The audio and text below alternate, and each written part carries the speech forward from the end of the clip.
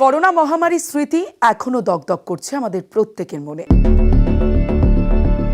মুহূর্তের মধ্যে ছড়িয়ে পড়া ভাইরাস কেড়ে নিয়েছে লক্ষ লক্ষ প্রাণ।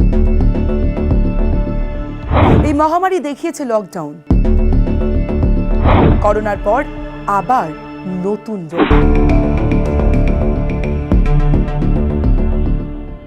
গুলেইন ব্যারে সিনড্রোম বা জিবিএস ছড়াচ্ছে স্নায়ুর এই বিরল রোগ। ইতিমধ্যেই জটিল স্নায়ুরোগের বাড়ন্ত মহারাষ্ট্রের পুনেতে। জিবিএস নামের এই বিরল রোগে প্রথম মৃত্যুও হলো পুনেতে। ইতিমধ্যে পুনেতে জিবিএস এর 100টিরও বেশি কেস রেকর্ড করা হয়েছে এই অজানা ভাইরাসের। এতেই আতঙ্ক বাড়ছে। আবার কি কোনো অজানা ফ্লু মাথা চাড়া দিচ্ছে?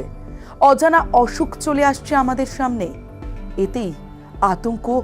আবার কি লকডাউনের মতো পরিস্থিতি আসতে চলেছে? কারণ এর আগে কাশ্মীরে একটা অজানা রোগ দেখা যায়, একটা গোটা গ্রামকে কোয়ারেন্টাইন করে দেওয়া হয়। এতেই প্রশ্ন, যদি বারবার অজানা রোগে আক্রান্ত হই আমরা, তাহলে বাঁচব কিভাবে? তবে নতুন ভাইরাস জিবিএস নিয়ে চিকিৎসকদের মত যে এটি একটি স্নায়বিক অটো ইমিউন রোগ।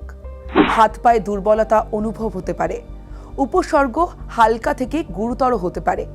এই রোগের লক্ষণ, জিবিএসে আক্রান্ত রোগীর লক্ষণগুলির মধ্যে রয়েছে ডায়রিয়া, শরীর কাঁপতে পারে, হতে পারে শ্বাসকষ্ট, মাথা ঘোরা, পায়ে বা পিঠে তীব্র ব্যথা অনুভব হতে পারে, পেশি দুর্বলতা, প্যারালাইসিসের মতো অবস্থা হতে পারে, গিলতে বা কথা বলতে অসুবিধে হতে পারে, ঝাপসা দৃষ্টি, অস্বাভাবিক হৃদস্পন্দন বা উচ্চ রক্তচাপও এর অন্যতম লক্ষণ হতে পারে। এই অসুখ নিয়ে কি বলছে WHO? বিরল রোগের মধ্যেই পড়ে।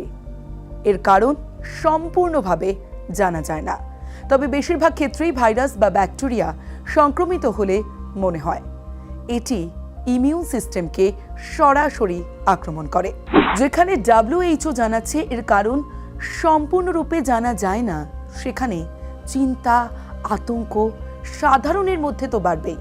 এর থেকে পরিত্রাণ কোথায়? প্রশ্নটা থাকছেই।